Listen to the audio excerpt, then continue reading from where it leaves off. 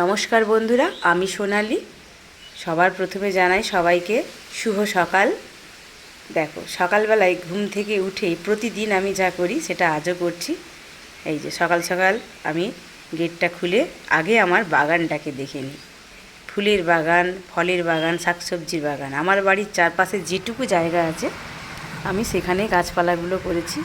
দেখতে দেখতে হঠাৎ আকাশের দিকে চোখ যায়, দেখি সূর্যটা উঠতে পারছে না, মেঘে ঢেকে যাচ্ছে, আর কেমন জানি একটা ঝড়ো বাতাস বইছে। সকাল থেকে এরকম বাতাস দেখি না এত গরমের মধ্যে। আজ কয়েকদিন ধরে এরকমটা চলছে দেখছি। ভালোই লাগছে, বেশ আরাম লাগছে বাতাসটা। কিন্তু মেঘলা মেঘলা আকাশ, ঝোড়ো বাতাস। বাতাসটা ঠিক দক্ষিণা নয়, কখনো পূর্ব দিক থেকে দিচ্ছে, কখনো দক্ষিণ দিক থেকে দিচ্ছে। আর এটা আমি বরাবরই লক্ষ্য করেছি, পূর্ব দিক থেকে বাতাস দেওয়া মানে একটা নিম্নচাপের মতো হয় আর বৃষ্টি হয়। তো আমার মনে হয় বৃষ্টি হওয়ার সম্ভাবনা আছে।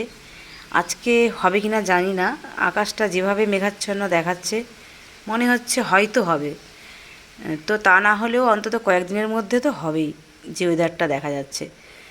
তো যাই হোক, এই হালকা হালকা বাতাস দিচ্ছে, যে এই বাতাসটাতে সকালবেলায় আমার বাড়ির চারপাশে আমি একটু ঘুরে বেড়াচ্ছি। দেখো, আমার ভীষণই ভালো লাগে সকাল সকাল উঠে এই ফুলের বাগানটা দেখতে। এত গরমের মধ্যেও কীরকম রোদের তাপ, খটখটে একদম, মানে গাছপালা সব শুকিয়ে যাচ্ছে।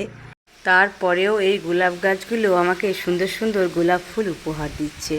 আমার ভীষণ ভালো লাগে। এই যে আকাশটা দেখো, সূর্য উঠতে পারছে না, মেঘ যেন ঢেকে দিচ্ছে, আর ঝড়ো বাতাসটাও হচ্ছে। বাতাসের আওয়াজ পাচ্ছ কি না জানি না। এই যে দেখো, তো আমি এভাবে রোজ যেমন ঘুরে বেড়াই, আমার উঠোনের চারপাশটা একটু ঘুরে নিলাম আর একটা ভিডিও বানিয়ে ফেললাম। কারণ আজকের ওয়েদারটা অন্যান্য দিনের তুলনায় একটু অন্যরকম। রোদ এখনও উঠেনি, বেশ ভালোই লাগছে, ঠান্ডা আছে ওয়েদারটা। বৃষ্টি হলে তো খুবই ভালো হয়। যেভাবে গরম চলছে আর সহ্য করা যাচ্ছে না, প্রচণ্ড গরম, সবাই আমরা হাঁপিয়ে উঠছি। তো এই রকম একটু মেঘ দেখে আমাদের মনের মধ্যে আশার আলো জন্ম নিল যে বৃষ্টি হবে।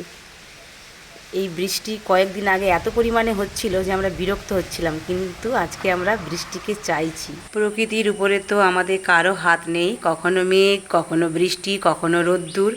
তো যাই হোক, সব মিলিয়ে আমাদেরকে চলতে হবে। সবাই ভালো থাকো, সুস্থ থাকো, পরে আবার দেখা হবে।